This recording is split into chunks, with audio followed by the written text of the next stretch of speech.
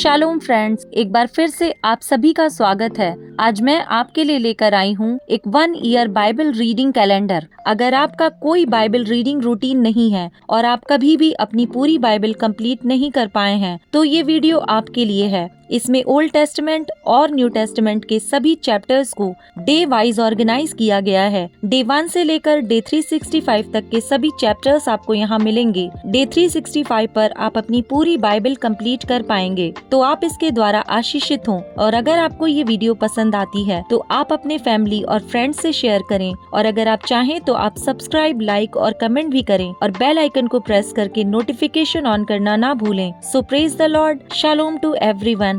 Let's get started. Day 106, chapter number 19। शाऊल का दाऊद पर प्राणघातक आक्रमण। शाऊल ने अपने पुत्र योनातान और अपने सब कर्मचारियों से दाऊद को मार डालने की चर्चा की, परंतु शाऊल का पुत्र योनातान दाऊद से बहुत प्रसन्न था।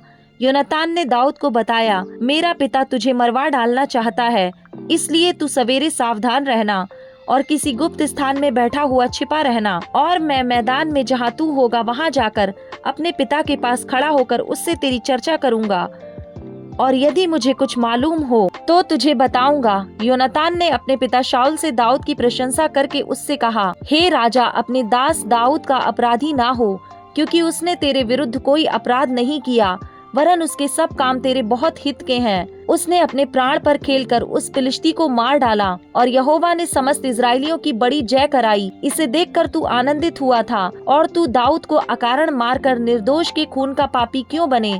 तब शाऊल ने योनातान की बात मानकर यह शपथ खाई, यहोवा की जीवन की शपथ, दाऊद मार डाला ना जाएगा। तब योनातान ने दाऊद को बुलाकर ये सब बातें उसको बताईं। फिर योनातान दाऊद को शाऊल के पास ले गया, और वह पहले के समान उसके सामने रहने लगा। तब लड़ाई फिर होने लगी, और दाऊद जाकर फिलिस्तियों से लड़ा और उन्हें बड़ी मार से मारा, और वे उसके सामने से भाग गए। जब शाऊल हाथ में भाला लिए हुए घर में बैठा था और दाऊद हाथ में वीणा बजा रहा था, तब यहोवा की ओर से एक दुष्ट आत्मा शाऊल पर चढ़ा। शाऊल ने चाहा कि दाऊद को ऐसा मारे कि भाला उसे भेदते हुए भीत में धंस जाए, परंतु दाऊद शाऊल के सामने से ऐसा हट गया कि भाला जाकर भीत ही में धंस गया, और दाऊद भागा और उस रात को बच गया। तब शाऊल ने दाऊद के घर पर दूत इसलिए भेजे कि वे उसकी घात में रहें और सवेरे उसे मार डालें। तब दाऊद की स्त्री मीकल ने उसे यह कहकर जताया, यदि तू इस रात को अपना प्राण ना बचाए तो सवेरे मारा जाएगा। तब मीकल ने दाऊद को खिड़की से उतार दिया, और वह भागकर बच निकला। तब मीकल ने गृह देवताओं को ले चारपाई पर लिटाया, और बकरियों के रोए की तकिया उसके सिरहाने पर रखकर उनको वस्त्र ओढ़ा दिए। जब शाऊल ने दाऊद को पकड़ लाने के लिए दूत भेजे, तब वह बोली, वह तो बीमार है। तब शाऊल ने दूतों को दाऊद के देखने के लिए भेजा और कहा, उसे चारपाई समेत मेरे पास लाओ कि मैं उसे मार डालूं। जब दूत भीतर गए, तब क्या देखते हैं कि चारपाई पर गृह देवता पड़े हैं और सिराहने पर बकरियों के रोए की तकिया है। अतः शाऊल ने मीकल से कहा, तूने मुझे ऐसा धोखा क्यों दिया? तूने मेरे शत्रु को ऐसे क्यों जाने दिया कि वह बच निकला है? मीकल ने शाऊल से कहा, उसने मुझसे कहा, मुझे जाने दे, मैं तुझे क्यों मार डालूं? दाऊद भागकर बच निकला और रामा में शमूएल के पास पहुंचकर जो कुछ शाऊल ने उससे किया था सब उसे कह सुनाया। तब वह और शमूएल जाकर नबायोत में रहने लगे। जब शाऊल को इसका समाचार मिला कि दाऊद रामा में के नबायोत में है, तब शाऊल ने दाऊद को पकड़ लाने के लिए दूत भेजे। और जब शाऊल के दूतों ने नबियों के दल को नबूवत करते हुए और शमूएल को उनकी प्रधानता करते हुए देखा, तब परमेश्वर का आत्मा उन पर चढ़ा और वे भी नबूवत करने लगे। इसका समाचार पाकर शाऊल ने और दूत भेजे, और वे भी नबूवत करने लगे। फिर शाऊल ने तीसरी बार दूत भेजे, और वे भी नबूवत करने लगे। तब वह आप ही रामा को चला, और उस बड़े गड्ढे पर जो सेकू में है पहुंचकर पूछने लगा, शमूएल और दाऊद कहाँ हैं? किसी ने कहा, वे तो रामा के नबायोत में हैं। तब वह उधर अर्थात रामा के नबायोत को चला, और परमेश्वर का आत्मा उस पर भी चढ़ा, और वह रामा के नबायोत को पहुंचने तक नबूवत करता हुआ चला गया। और उसने भी अपने वस्त्र उतारे और शमूएल के सामने नबूवत करने लगा, और भूमि पर गिरकर दिन और रात नंगा पड़ा रहा। इस कारण से यह कहावत चली, क्या शाऊल भी नबियों में से है? चैप्टर नंबर 20, योनातान द्वारा दाऊद की सहायता। फिर दाऊद रामा के नबायोत से भागा और योनातान के पास जाकर कहने लगा, मैंने क्या किया है? मुझसे क्या पाप हुआ? मैंने तेरे पिता की दृष्टि में ऐसा कौन सा अपराध किया है कि वह मेरे प्राण की खोज में रहता है?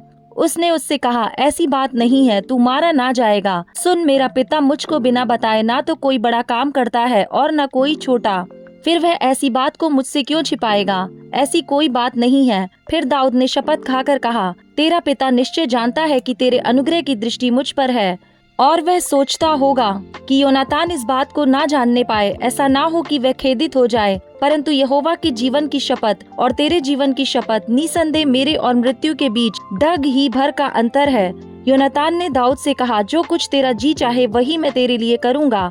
दाऊद ने योनातान से कहा, सुन, कल नया चांद होगा और मुझे उचित है कि राजा के साथ बैठकर भोजन करूं, परंतु तू मुझे विदा कर और मैं परसों सांझ तक मैदान में छिपा रहूंगा। यदि तेरा पिता मेरी कुछ चिंता करे तो कहना, दाऊद ने अपने नगर बैतलहम को शीघ्र जाने के लिए मुझसे विनती करके छुट्टी मांगी है, क्योंकि वहाँ उसके समस्त कुल के लिए वार्षिक यज्ञ है। यदि वह यूं कहे, अच्छा, तब तो तेरे दास के लिए कुशल होगा, परंतु यदि उसका क्रोध बहुत भड़क उठे तो जान लेना कि उसने बुराई ठानी है, और तू अपने दास से कृपा का व्यवहार करना, क्योंकि तूने यहोवा की शपथ खिलाकर अपने दास को अपने साथ वाचा बंधाई है। परंतु यदि मुझसे कुछ अपराध हुआ हो तो तू आप मुझे मार डाल। तू मुझे अपने पिता के पास क्यों पहुँचाए? योनातान ने कहा, ऐसी बात कभी ना होगी। यदि मैं निश्चय जानता कि मेरे पिता ने तुझसे बुराई करनी ठानी है तो क्या मैं तुझको ना बताता? दाऊद ने योनातान से कहा, यदि तेरा पिता तुझको कठोर उत्तर दे तो कौन मुझे बताएगा? योनातान ने दाऊद से कहा, चल हम मैदान को निकल जाएं। और वे दोनों मैदान की ओर चले गए।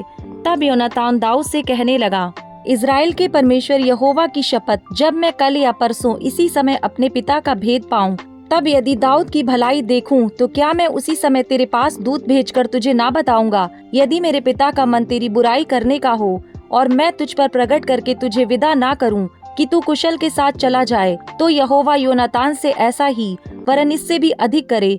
यहोवा तेरे साथ वैसा ही रहे जैसा वह मेरे पिता के साथ रहा, और न केवल जब तक मैं जीवित रहूं तब तक मुझ पर यहोवा की सी कृपा ऐसे करना कि मैं ना मरूं, परंतु मेरे घराने से भी अपनी कृपा दृष्टि ना हटाना।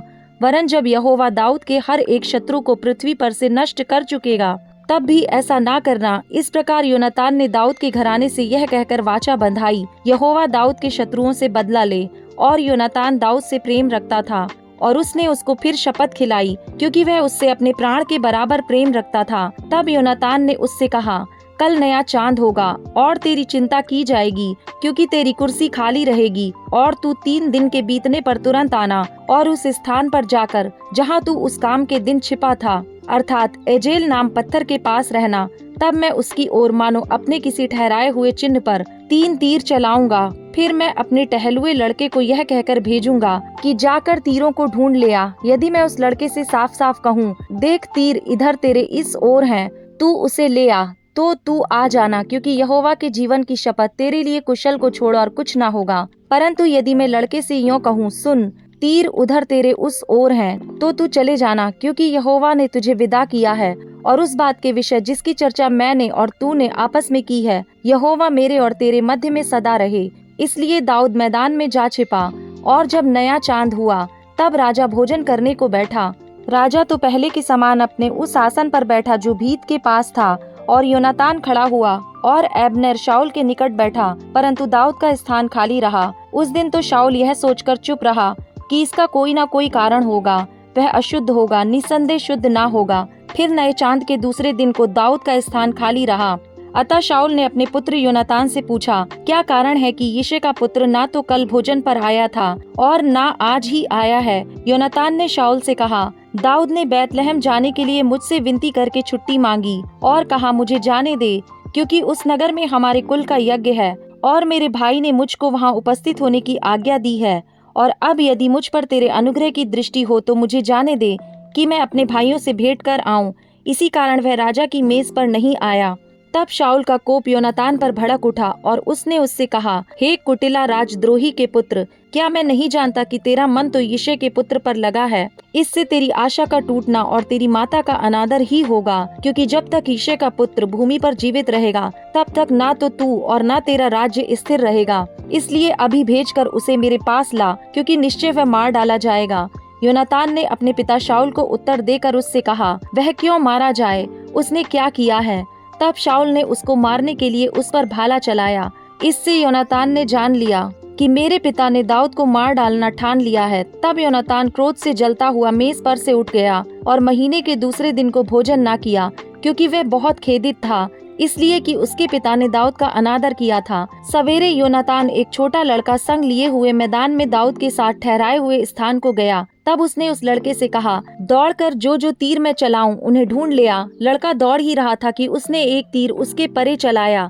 जब लड़का योनातान के चलाए तीर के स्थान पर पहुंचा, तब योनातान ने उसके पीछे से पुकार के कहा, तीर तो तेरे उस ओर है। फिर योनातान ने लड़के के पीछे से पुकार के कहा, फुर्ती कर, ठहर मत। और योनातान का लड़का तीरों को बटोर के अपने स्वामी के पास ले आया। इसका भेद लड़का तो कुछ ना जानता था, केवल योनातान और दाऊद उस बात को जानते थे। तब योनातान ने अपने हथियार उस लड़के को देकर कहा, जा इन्हें नगर को पहुंचा। ज्यों ही लड़का गया त्यों ही दाऊद दक्षिण दिशा की ओर से निकला और भूमि पर औंधे मुंह गिर के 3 बार दंडवत की। तब उन्होंने एक दूसरे को चूमा और एक दूसरे के साथ रोए, परंतु दाऊद का रोना अधिक था। तब योनातान ने दाऊद से कहा, कुशल से चला जा, क्योंकि हम दोनों ने एक दूसरे से यह कह के यहोवा के नाम से शपथ खाई है कि यहोवा मेरे और तेरे मध्य और मेरे और तेरे वंश के मध्य में सदा रहे। तब वह उठकर चला गया और योनातान नगर में गया। चैप्टर नंबर 21, दाऊद का शाऊल के पास से भागना। तब दाऊद नोब को गया और अहीमेलेक याजक के पास आया, और अहीमेलेक दाऊद से भेंट करने को थरथराता हुआ निकला और उससे पूछा, क्या कारण है कि तू अकेला है और तेरे साथ कोई नहीं। दाऊद ने अहीमेलेक याजक से कहा, राजा ने मुझे एक काम करने की आज्ञा देकर मुझसे कहा, जिस काम को मैं तुझे भेजता हूँ और जो आज्ञा मैं तुझे देता हूँ वह किसी पर प्रकट न होने पाए। और मैंने जवानों को फलाने स्थान पर जाने को समझाया है। अब तेरे हाथ में क्या है, 5 रोटी या जो कुछ मिले उसे मेरे हाथ में दे। याजक ने दाऊद से कहा, मेरे पास साधारण रोटी तो नहीं है, केवल पवित्र रोटी है, इतना हो कि वे जवान स्त्रियों से अलग रहे हों। दाऊद ने याजक को उत्तर देकर उससे कहा, सच है कि हम 3 दिन से स्त्रियों से अलग हैं। फिर जब मैं निकलता हूँ तब जवानों के बर्तन पवित्र होते हैं, यद्यपि यात्रा साधारण होती है तो आज उनके बर्तन अवश्य ही पवित्र होंगे। तब याजक ने उसको पवित्र रोटी दी, क्योंकि दूसरी रोटी वहाँ ना थी, केवल भेंट की रोटी थी जो यहोवा के सम्मुख से उठाई गई थी, कि उसके उठा देने के दिन गरम रोटी रखी जाए। उस दिन वहाँ दोएग नामक शाऊल का एक कर्मचारी यहोवा के आगे रुका हुआ था। वह एदोमी था और शाऊल के चरवाहों का मुखिया था। फिर दाऊद ने अहीमेलेक से पूछा, क्या यहाँ तेरे पास कोई भाला या तलवार नहीं है, क्योंकि मुझे राजा के काम की ऐसी जल्दी थी कि मैं ना तो तलवार साथ लाया हूँ और ना अपना कोई हथियार ही लाया। याजक ने कहा, हाँ, फिलिस्ती गोलियत जिसे तूने एला तराई में घात किया, उसकी तलवार कपड़े में लपेटी हुई एपोद के पीछे रखी है। यदि तू उसे लेना चाहे तो ले ले, उसे छोड़ और कोई यहाँ नहीं है। दाऊद बोला, उसके तुल्य कोई नहीं, वही मुझे दे। तब दाऊद चला और उसी दिन शाऊल के डर के मारे भागकर गत के राजा आकीश के पास गया।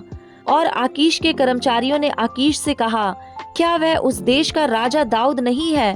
क्या लोगों ने उसी के विषय नाचते नाचते एक दूसरे के साथ यह गाना ना गाया था कि शाऊल ने हजारों को और दाऊद ने लाखों को मारा है। दाऊद ने ये बातें अपने मन में रखी और गत के राजा आकीश से अत्यंत डर गया। तब उसने उनके सामने दूसरी चाल चली और उनके हाथ में पड़कर पागल सा बन गया और फाटक के किवाड़ों पर लकीरें खींचने और अपनी लार अपनी दाढ़ी पर बहाने लगा। तब आकीश ने अपने कर्मचारियों से कहा, देखो वह जन तो बावला है, तुम उसे मेरे पास क्यों लाए हो? क्या मेरे पास बावलों की कुछ घटी है कि तुम उसको मेरे सामने बावलापन करने के लिए लाए हो? क्या ऐसा जन मेरे भवन में आने पाएगा? Luke chapter number 15 verse number 11 to 32। उड़ाऊ पुत्र का दृष्टांत। फिर उसने कहा, किसी मनुष्य के 2 पुत्र थे। उनमें से छोटे ने पिता से कहा, हे पिता, संपत्ति में से जो भाग मेरा हो वह मुझे दे दीजिए। उसने उनको अपनी संपत्ति बांट दी। बहुत दिन ना बीते थे कि छोटा पुत्र सब कुछ इकट्ठा करके दूर देश को चला गया और वहाँ कुकर्म में अपनी संपत्ति उड़ा दी। जब वह सब कुछ खर्च कर चुका तो उस देश में बड़ा अकाल पड़ा और वह कंगाल हो गया। इसलिए वह उस देश के निवासियों में से एक के यहाँ जा पड़ा। उसने उसे अपने खेतों में सूअर चराने के लिए भेजा और वह चाहता था कि उन फलियों से जिन्हें सूअर खाते थे अपना पेट भरे, और उसे कोई कुछ नहीं देता था। जब वह अपने आपे में आया तब कहने लगा, मेरे पिता के कितने ही मजदूरों को भोजन से अधिक रोटी मिलती है और मैं यहाँ भूखा मर रहा हूँ। मैं अब उठकर अपने पिता के पास जाऊंगा और उससे कहूंगा कि पिताजी, मैंने स्वर्ग के विरोध में और तेरी दृष्टि में पाप किया है। अब इस योग्य नहीं रहा कि तेरा पुत्र कहलाऊं। मुझे अपने एक मजदूर के समान रख ले।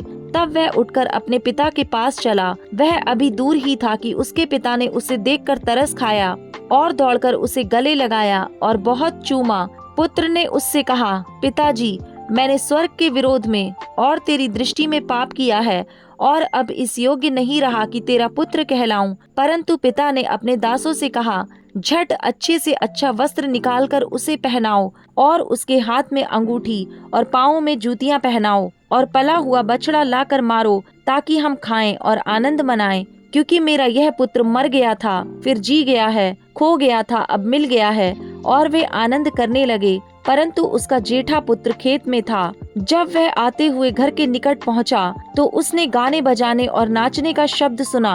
अतः उसने एक दास को बुलाकर पूछा, यह क्या हो रहा है? उसने उससे कहा, तेरा भाई आया है और तेरे पिता ने पला हुआ बछड़ा कटवाया है, इसलिए कि उसे भला चंगा पाया है। यह सुनकर वह क्रोध से भर गया और भीतर जाना ना चाहा। परंतु उसका पिता बाहर आकर उसे मनाने लगा। उसने पिता को उत्तर दिया, देख, मैं इतने वर्ष से तेरी सेवा करता रहा हूँ और कभी भी तेरी आज्ञा नहीं टाली, तो भी तूने मुझे कभी एक बकरी का बच्चा भी ना दिया कि मैं अपने मित्रों के साथ आनंद करता। परंतु जब तेरा यह पुत्र, जिसने तेरी संपत्ति वेश्याओं में उड़ा दी है, आया तो उसके लिए तूने पला हुआ बछड़ा कटवाया। उसने उससे कहा, पुत्र, तू सर्वदा मेरे साथ है और जो कुछ मेरा है वह सब तेरा ही है। परंतु अब आनंद करना और मगन होना चाहिए, क्योंकि यह तेरा भाई मर गया था, फिर जी गया है, खो गया था, अब मिल गया है।